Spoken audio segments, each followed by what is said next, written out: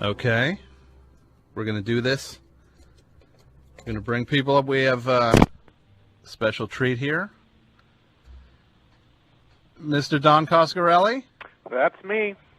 Thank you for coming on. I think we have somebody who's going to join you here. Oh, great. Hello. Hello. Do we have Mr. Bruce Campbell? You do. Hey, guys. Thanks so much for coming on the show. We happen to be in the neighborhood, right, Don? Happy to be here. Yeah. And we have Mr. Matt on mic here. Hey, Don. Hey, Bruce. Hello, hello. Welcome to WFMU. Welcome to the world of freeform radio. Hey, well, thanks again. Whoever for coming just spoke, we can't hear him. I can't. How about now? Welcome to the world of freeform radio. That's a whole lot better. Yeah. Excellent. Oh, yeah. I turned his mic on. That's good. That works every time. So, obviously, you guys have a movie out right now called Bubba Ho-Tep, which is it's playing in New York. Where is it playing in New York? Don, I'll let you handle that. We're at the Angelica Cinema, and this Friday we're opening up into the AMC Empire 25 and Magic Johnson's Harlem, USA theaters. Okay, and We're going Harlem, guys. It's going to be fantastic. It's going to play for everybody. And this is in addition to the Angelica Theater. Yeah. Fantastic. Actually, I think we're going to be out at a theater in Brooklyn Heights also. So Pretty soon, guys, we're going to be on 7 screens. It's a wide release for us. And, Yeah. and Bruce, you were in New York this past weekend, were you not? I was, and I can personally attest that people actually showed up, and not that many people walked out. How many people walked out? Well, half who But- showed up, but I don't think that's that many. No, not that many at all. You know, the Angelica's a small theater. No, we had good houses, good turnouts, because New York, of course, is full of very, very bright people. And my understanding is that the box office, the grosses for the film, both this week and last week when you guys opened in Portland, I believe, you guys are doing great. Yeah, what's the word, Don? What do you say? It was all part of the master plan. And also, I Bruce, think the point is to do well enough to not get out of theaters and to slowly grow, because a movie like Bubba doesn't get released, it escapes, you know? yeah, that's true. Every major distributor in the United States turned this down, and I think that was a mistake, but in a way, this type of movie kind of has to grow like a wart, you know?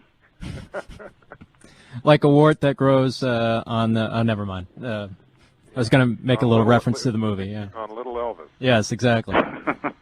So again, we're joined on the phone right now by director Don Coscarelli and actor Bruce Campbell, who are both the force behind Bubba Ho-Tep.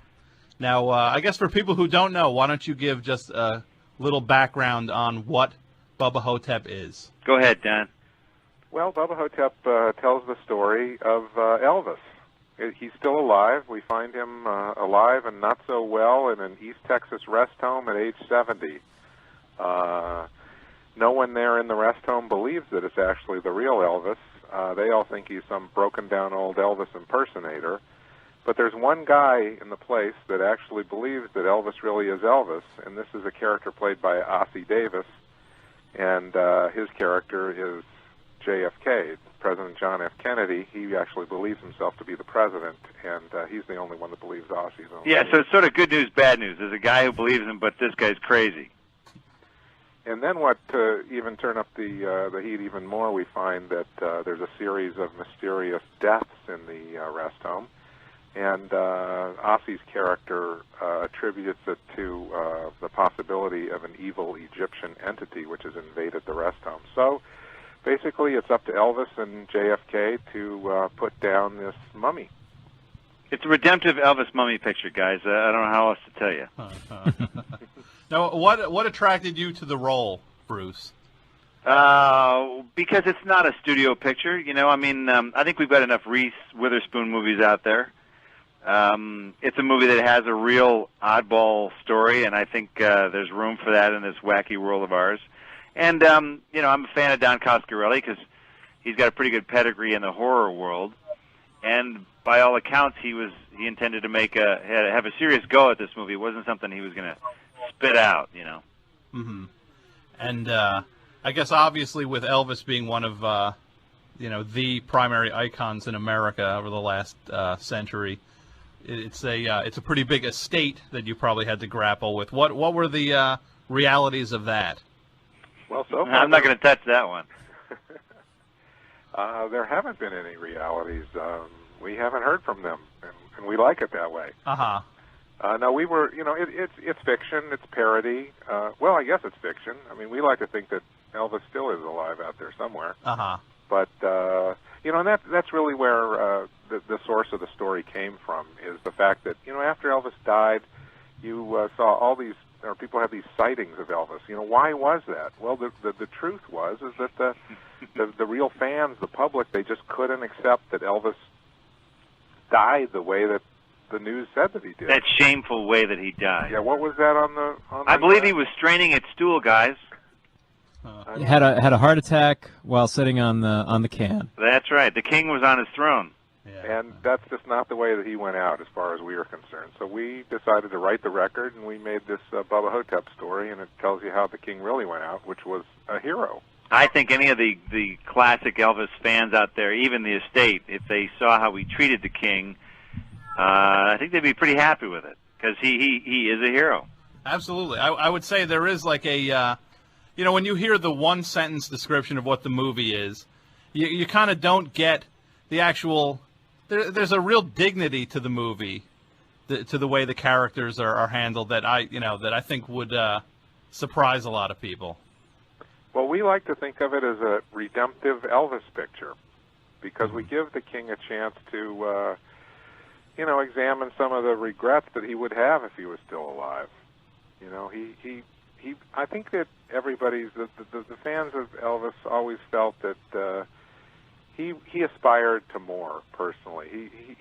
He wanted to beat his demons with the drugs, but at that time there was no such thing as a Betty Ford clinic. Elvis was one of the first celebrities who had the drug problem, and there was nobody for him to turn to. Yeah, it's very well documented how long Elvis had been taking drugs. I mean, he got started in the Army, as I recall. But see, they weren't drugs to Elvis, though, guys. That's they fair, were yeah. they were over-the-counter prescription drugs. That wasn't drugs to him. So, I mean, he's the same guy who's popping pills 24 hours a day, who's signing up for Richard Nixon's drug council. Oh yeah, he got to be an honorary. Yeah, I want to come and help yeah. Police America, guys. And this guy didn't even know what day it was. And again, we're joined by Bruce Campbell, the actor who plays Elvis in Bubba Ho-Tep, and Don Coscarelli, the director of Bubba Ho-Tep. And now, Bruce, what was it like? What did you have to do to get into that state of mind to play Elvis? Oh, I took a lot of drugs. It was easy, guys. Other than that, we got an Elvis impersonator in who gave up on me after 45 minutes. He was one of the top guys on the Strip in Vegas. Oh, really? Yeah, and we brought him in to show me some moves, and he was like, "Just forget it, man. You're never going to get it."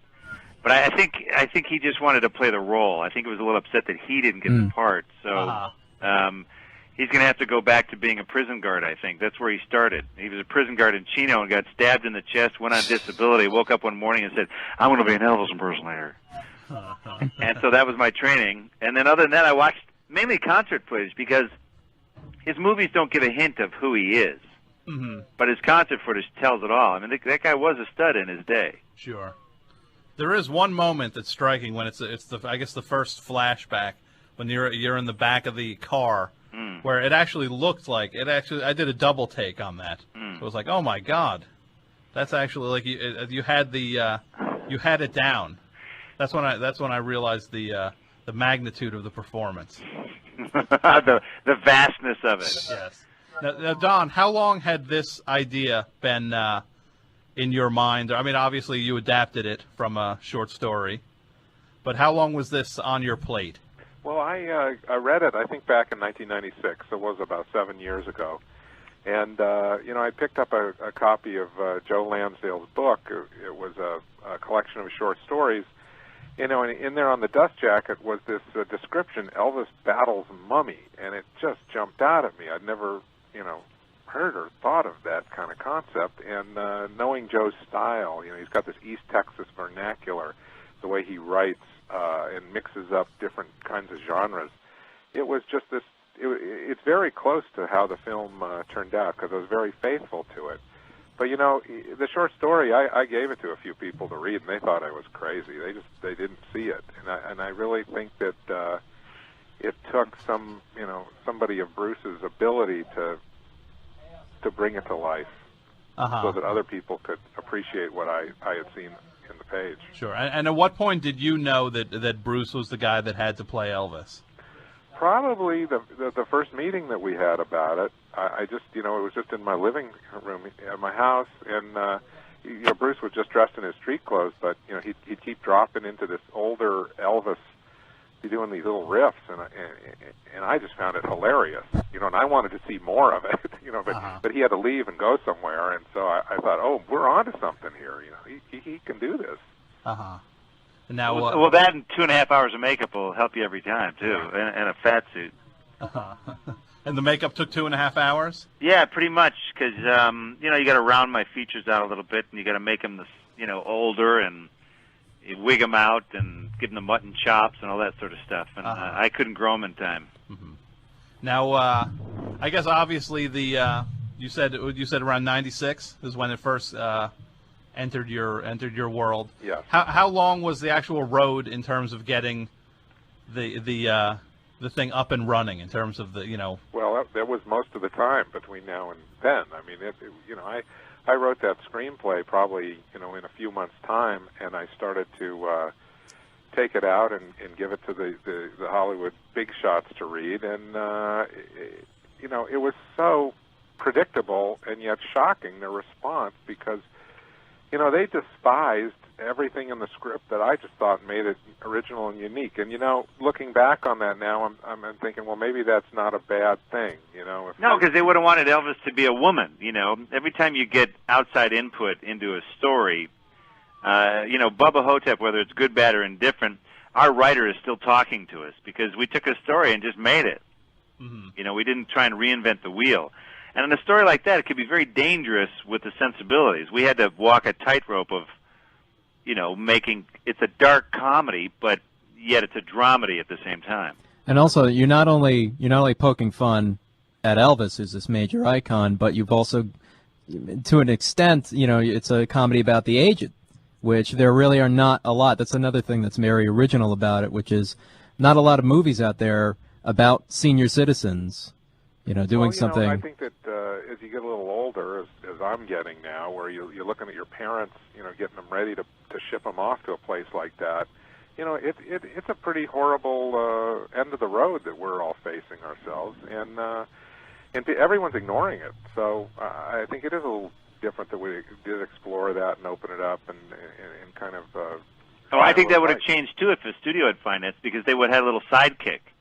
And Elvis would have been young Elvis. They wouldn't have wanted. They would have done they would have picked some other time period for him to do this, so that you could really just see the regular good old Elvis. And he certainly would have been dying from cancer, and it wouldn't have been where it was, located on his body. Don, I think it's a blessing in disguise that A, no one came forward to finance it, and B, no one came forward to show it. Yet the audiences that we've shown it to, I haven't really seen that type of group reaction since the Evil Dead movies. And I don't know, I can't speak for Don, but I'm sure it goes back to Phantasm days. Oh, yeah. No, Bruce is on to something there. It's really a special thing. And I think for both of us, early on in our careers and in different ways, we had, an experience with the movies, the Evil Dead and with the Phantasm, where, had a real cult interest and a real fan reaction to it. And it's really kind of a wonderful surprise to be able to, in a way, revisit that again now.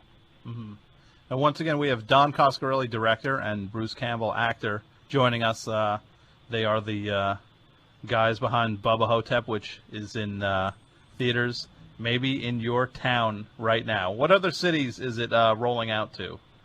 Well, we've started in Seattle and Portland, and then we came to New York City, and then this weekend we broadened out into Brooklyn Heights and Magic Johnson in Harlem and the AMC Empire 25 in New York.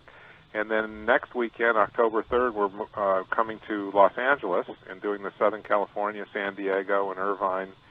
And then it's kind of a road show. I'll be going to that one as well, and then I'm going to follow it to Chicago on the 17th, Detroit on the 18th of October, and I'm sure I'm missing some dates there, Don, but, we're rolling that sucker out. The San Francisco region on October 10th. So we're kind of doing it the old-fashioned way. You know, nowadays everybody opens it in 3,000 theaters, but we're kind of doing it as this platform release, and since we've been successful, we're going to move it out around the country. It's really, really fantastic.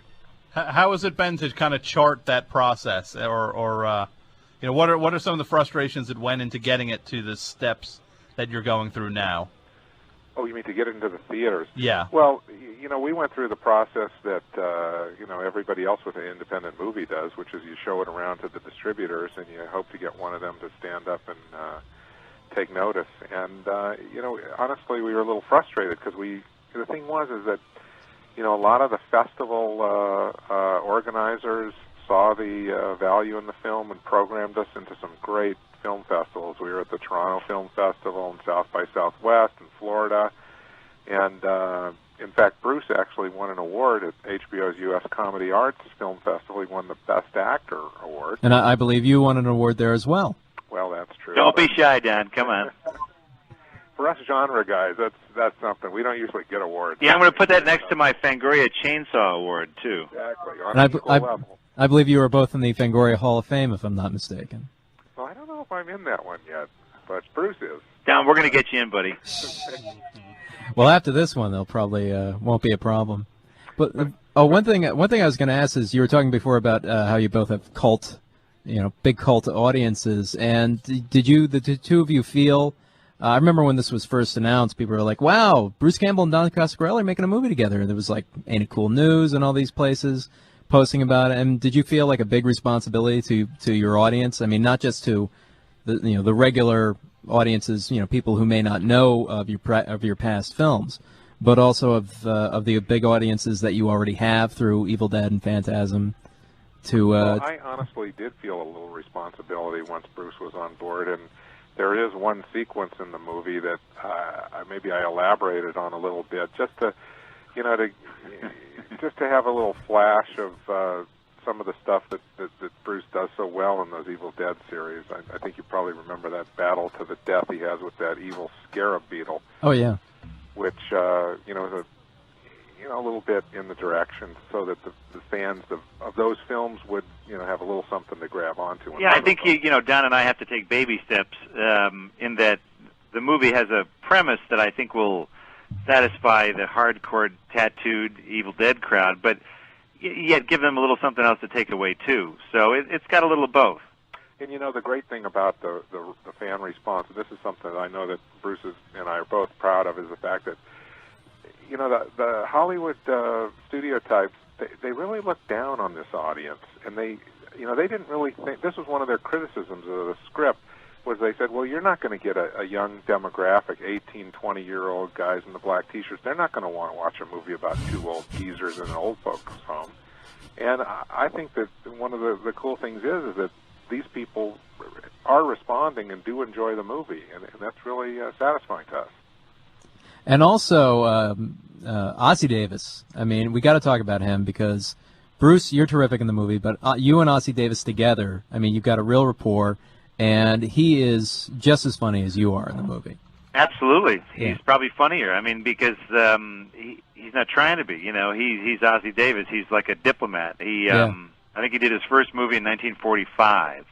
And so this guy is extremely comfortable doing what he's doing. And what's great about him is he's playing a psycho, but he's the most sincere, crazy man you've ever seen in your life. I believe every word out of his mouth, and that's exactly the approach that we took, was you have to believe it, otherwise you're dead. If Ossie and I are winking at the camera, we're dead. Yeah. Now, what was the process of getting him on board the movie? Well, yeah, that's a good one. Don will say that one. It was a struggle. His agents weren't. They didn't see it. They read the script. And they weren't responding, is the official term. Yeah. Well, they responded, but just negatively. They said, yeah, we like the old stuff. It's kind of like Grumpy Old Men, but can you cut out this mummy business? And that wasn't going to happen. But it's just a matter of persistence. A lot of times, if you just keep calling, week after week. And the resistance was not from Ossie, because Ossie's an actor. When he finally got it, he was fine with it because he realized, A, it was a great part for him, and B, that it was more fun than I think maybe his representatives had let on. The one thing you got to know about a lot of the folks in Hollywood is run by people who don't really like movies. That is true, yeah. You know, there are a lot of businessmen who are crunching numbers, and unfortunately, every so often a good movie escapes. Mm-hmm.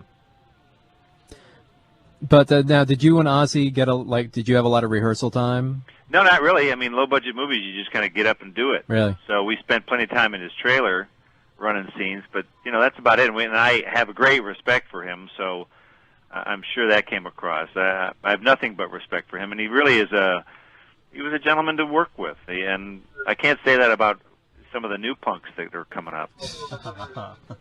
Again, we're joined by Don Coscarelli, the director, and Bruce Campbell, the actor, star of Bubba Ho-Tep, which I guess you can find more. If somebody wanted to check out a website, for example, where would they go for that? That's www.bubbahotep.com. One word, BUBBAHOTEP. And we've got... and I've got some follow-up information at my site, which is, bruce-campbell.com. Who owns just BruceCampbell.com? Bruce Campbell Dodge, unfortunately, in Michigan. So if you put that in and you want to buy a Dodge, that's the place to go. But the rat stole my name. Because I actually am in the market for a new car. So okay, well, he's your guy. You helped me out tonight. I tried to get him to invest in a movie once. Uh-huh. How? What do you think the end result is going to be for the movie here in terms of its? And do you think this is kind of like a little bit of a triumph for something that's truly independent, not something that's independent in quotes, which is still part of a larger company, but they kind of hide the true owner of it?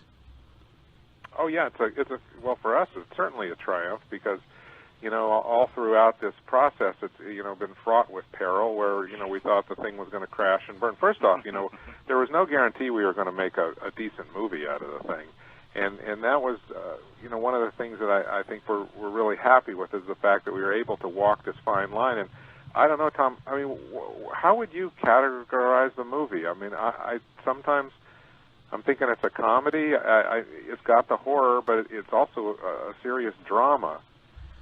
Which way would you put it?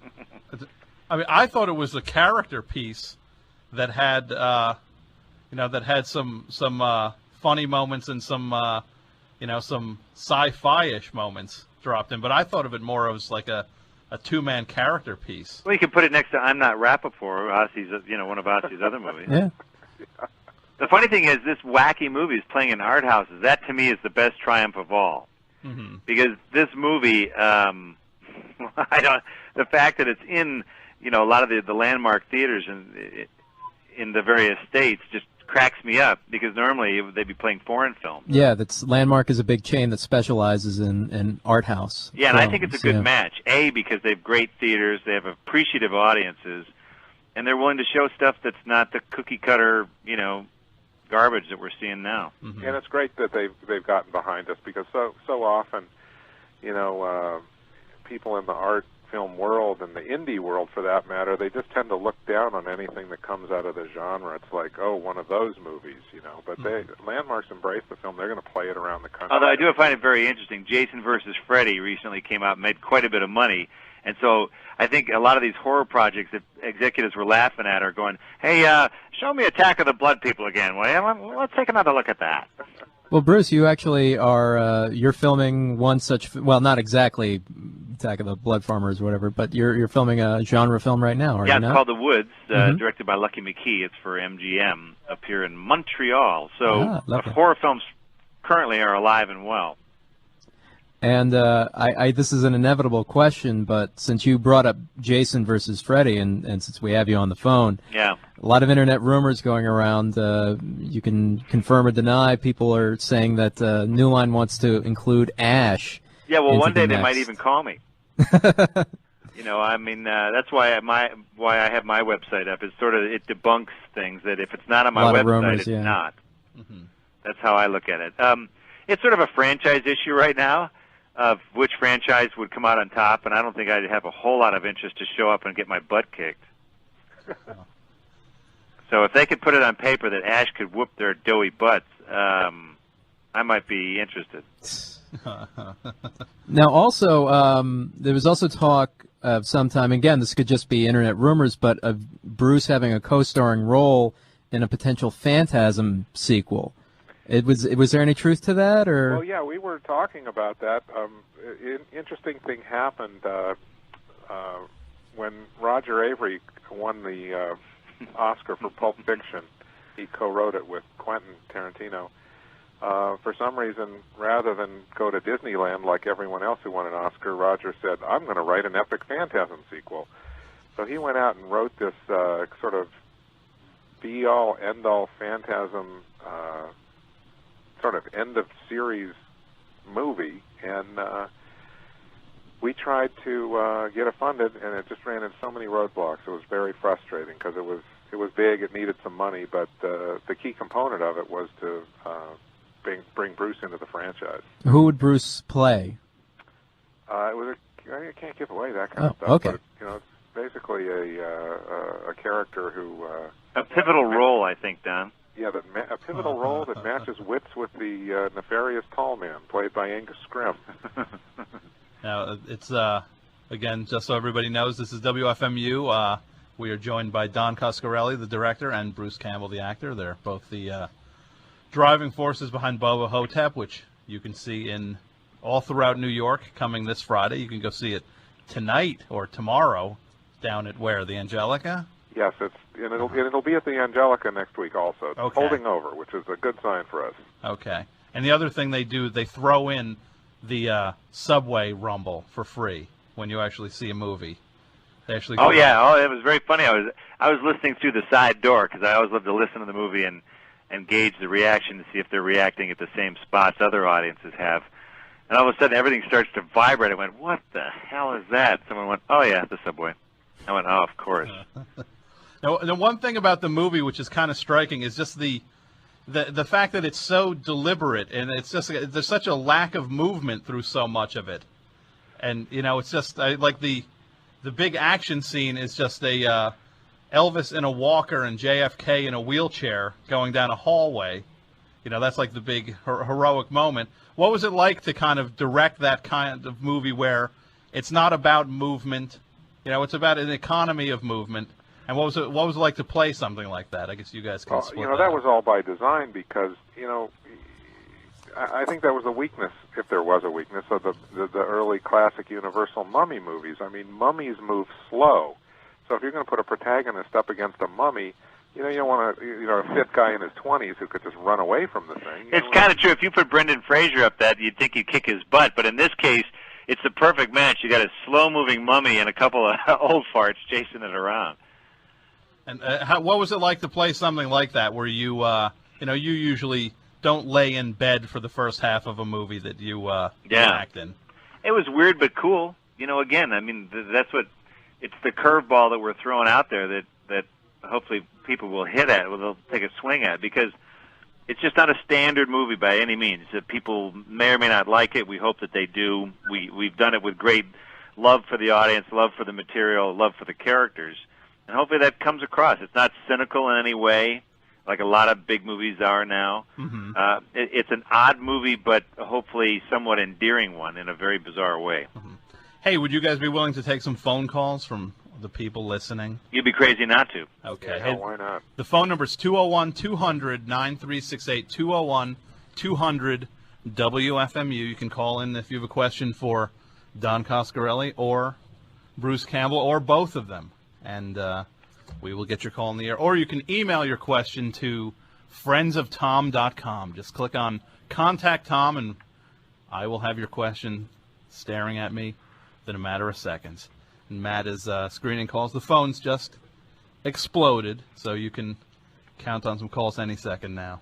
So, are you guys going to do like a commentary for the DVD? Yeah, maybe, but Bruce has some interesting ideas for that. Well, we may have a special guest do a whole commentary track just by himself.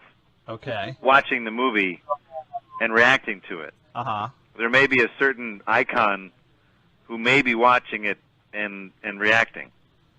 We're trying to work that out right now. We've got to make a special arrangement. Okay. See, I don't ask who that is. I'm willing to just let things surprise me. Let's just say that it'll be very appropriate to the movie. Is it Bruce Campbell, the owner of the Dodge company? Hell, we should be so lucky. I think that's the beauty of DVDs now, is that there's all kinds of stuff on it. So there's probably no doubt that there would be a making of, behind the scenes, you know, me winking at the camera, Don doing his direction, and there'd be lots of commentary. So there's always going to be that. But the good news is we actually got it into theaters before it went straight to DVD. So therein lies the triumph. Mm-hmm. Let's get some calls on here. Here, WFMU, you're on the air. Hi. Hey. Hello. Can you guys hear him? Don. I don't know if we want to. Hello? You don't want to hear me? No, I want to hear you. What are you going to say? How you doing, buddy? Fine. Good. I want to tell you that I'm very excited to possibly see Bubba Ho-Tep this Friday. I'm a big fan of your Phantasm movies. Thank you. Yeah. That's all nice of you to say. In the Bubba Ho-Tep, does it have the flying sphere in that at all? No. We tried to work that in, but they moved too quick for our old characters, so no spheres in this one. There's no flying spheres in it. That was just a bad joke. Is it all right if I ask you a couple of questions about Phantasm and kind of get off the Bubba Ho-Tep for a minute? Yeah. Okay. Can I get a signed Phantasm comic from you? Sure. How do I, without paying for it? Without paying. Why not? All you have to do is say your address over the public airwaves. There you go. Give it right back to Your him. choice. Good job, Don. All right. Hey, Don, what kind of movies did you enjoy as you were growing up that were, like, influential upon you? Anything horror sci-fi. You know, Really? I grew up on, you know, I saw a lot of the films from the 50s, you know, like The Invaders from Mars. That was a great picture. I love that one. Sure. The film that turned me on to making movies, though, was, of course, Kubrick's 2001: A Space Odyssey, which in my mind is the greatest movie ever made. Nice. The Plymouth Barracuda used in the Phantasm movies, was that your idea, or did somebody else come up with that? Are you a car person at all? No, that was my idea, because when I was in high school, there was this kid who had a brand new green, lime green, or Fassi grass green Plymouth Cuda convertible. Right. And he didn't deserve it, because none of myself or my friends had a car like that. I always aspired to own one. And as an outgrowth of that, when I was writing that script, I thought, oh, I'll put this car in it, then I could maybe keep the car after the movie was done. Did you? Well, unfortunately, it had some problems being a car. You know, those cars that they made in the late 70s, the muscle cars, you know, a lot of the guys on the line that were building them, you know, they were smoking different herbs and things, so the quality of construction isn't exactly what they look like in the magazine. So Right. I didn't end up keeping that, unfortunately. Hey, thanks for the call, buddy. Thank you. Let's. I think we lost Bruce here for a second. I'm going to get him back on. Bruce? Yeah. Sorry. You guys get a new board or something? Yeah, we do. Well, actually, we have a very old one. I see. That's the problem. All right. Let's get some calls on here. And if it happens again, you don't have to call back. Well, I will just Okay. let's keep trying. Okay. That's all we can do. All right. FMU, you're on the air. Hi, I just wanted to ask Bruce Campbell an unrelated fan question. Are you Mr. still there? Campbell, I'm here, sorry? yeah. Okay, good. I did it. I did Hooray. it. What's your name, sir? I'm Robert. Because I wanted to go on record. Who's asking what? Okay. I just wondered, in Jack of All Trades, were you deliberately imitating the style of Bob Hope? I'm a big fan of Bob Hope's, but I would never be so vain as to attempt to imitate him. You know, I just think he had a classic delivery, and, you know, the trick was just we sort of tried to cross all bounds there, and didn't do us a heck of a lot of good anyway. We only lasted one season. Well, all right, but then I guess you can consider it a compliment to say that I think that you actually did achieve, at least in many scenes, a kind of a pastiche of Bob Hope. I have Well, that it really argument. is. You know, I mean, I'm a big fan of those vintage road movies of his because he just was. There was really no one sharper, I think. I mean, most people remember Bob Hope from his NBC specials where he's looking at cue cards, but that's not the real Bob Hope. Real Bob Hope was sharp as a whit, and this guy made a bunch of these movies with Bing Crosby and stuff that I just think is a classic. So I don't know. I'll accept that. Maybe some of it just rubbed off and you were doing it unintentionally. Because It could be. Could very well be. I had this argument with a friend, and well, unfortunately, And he thought I was friend doing Groucho or something. right, but my friend now is dead, so what the heck. But all right, well, there's at least one fan who enjoyed it while it lasted. Excellent. Thank you. You don't have a Nielsen box, do you? No, sorry. Yeah, okay. Bye-bye. Thanks for the call. Okay, let's keep the calls moving. Keep fast. those calls coming. There we go. FMU, you're on the air with Don Coscarelli and Bruce Campbell. Hi, this is Allison. Hi, Allison. Hi, Allison. Hi. I was wondering if you guys are going to make any appearances around New Jersey anytime soon. Well, yeah, we were. I was just in New York City, so I guess I missed you by a state. Yeah. Why you can't get over from New Jersey? It was pretty far away, huh? Yeah, those trains are hard to get on, aren't they? Yeah, I didn't know about it, unfortunately. Ah, boy. Yeah, well, come to Detroit. Take a train to Detroit.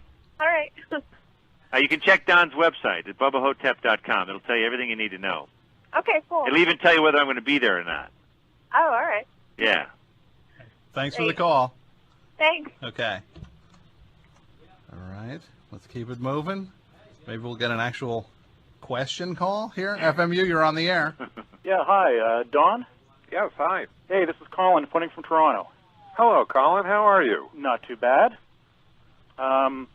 Just to let you know, the listeners, we had Bubba Ho-Tep up here at the Toronto International Film Festival for Midnight Madness.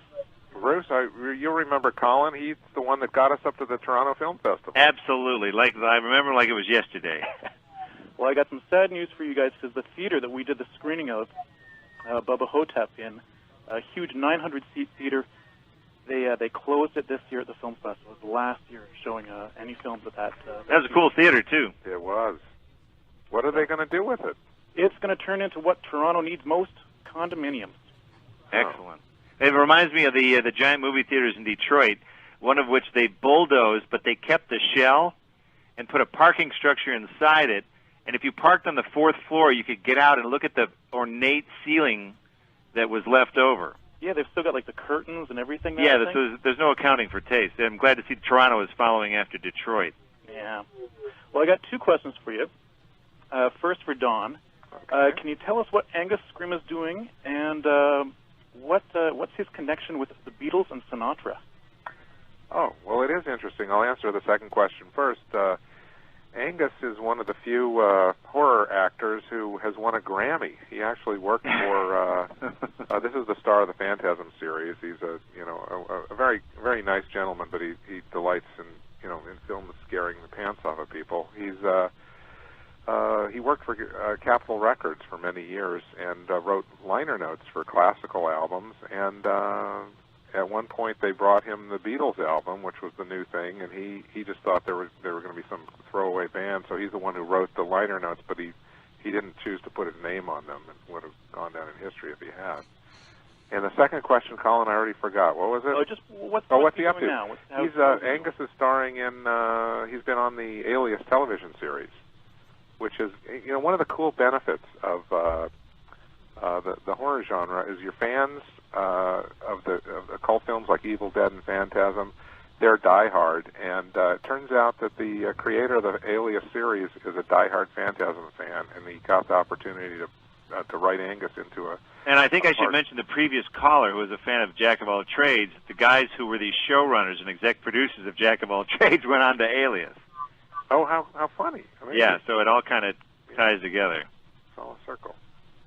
And you had one for Bruce? Would you consider slipping into the jumpsuit again and doing a sequel if Don was up to it? Oh yeah, but I think since depending on how this movie turned out, we may have to do a prequel. You know what I mean? But there's lots of wacky ideas out there. There's vampires, there's Bigfoot, there's all kinds of things that Elvis can go after. So almost like a Elvis Night Stalker, maybe. Oh, absolutely. He and the boys, come on, son, let's go, man. We're going on an adventure, and they go on these wacky adventures. And I think we could probably enlist Mr. Lansdale to assist us. What if Elvis went after the owner of Bruce Campbell Chevrolet? Man, I'll be there. I'll suit up for that. Hey, thanks Look, for the guy wants his name back. Come on, man, give him his name back. Hey, Thanks a lot for answering the question. And, Don, we're going to work hard on getting Bubba back to Toronto here. All righty, great, Colin. All right, Great to hear thanks a from you. lot. Thanks Thanks, for calling. Colin. Thanks Bye. for the call. Okay, the number 201-200-9368. We are joined by Bruce Campbell and Don Coscarelli on our phones here. So let's get another call here. You want to handle that one, Bruce? Yeah, I'm good at that one. I'm good at dial tones. FMU, you're on the air. Hey, I'm on the air. Yes, you are. Hey, Don. Hey, Tom. And hey, Bruce. How are you? This is Hello. Tom from New Hi. Jersey. How you doing? Great, man. You got a quest? Yes, I do. I just want to quickly, though, say that I did see Bubba Ho-Tep today. I loved it. It's very touching. It's hilarious. It had a lot to say about past regrets and rejection of the elderly, too. I was impressed with how much it had to say. So you laughed and you cried all at one time. Not all at once, but all through it, yes. I was very impressed. Now, how was the crowd there? It was not a huge crowd. It was around like lunchtime, but I mean, we had a lot of people who were there clapping, a bunch of people shouting Reggie when Reggie Bannister showed up. Yeah, we're happy to have slackers during lunch hour. There's no problem there. Yeah, I was one of them. I was very proud to be one. We accept all unemployed people because there's plenty of those in this country now. I have a question for Don, actually. Sure. Don, your productions are always so much more professional and more elaborate, better acted, better looking than most films of their budget. You get to see all these indies these days cranked out in like 12 to 18 days. And it seems like yours are sometimes 5 or 6 weeks or more. I'm wondering, how have you managed to really pull that off where most people can't? I mean, I guess that's not a soundbite question. But... Well, we don't pay anybody. Oh, okay. For starters. Yeah, I can second that. Well, no, actually, here's a little trivia about Bubba Ho-Tep, but it's also a testament to Don's hidden genius in that the guy who was holding the boom, the boom operator, is the first movie he's ever worked on, and this is the guy who's recording all of the dialogue. So I said to him, I will murder you if I have to loop any lines in this movie. The guy was great. He really came around, and that's the beauty of making those independent movies, because everybody who wants to be on that set really wants to be there. They're not thinking about their second home somewhere. Not about the paycheck. Yeah, no, not at all.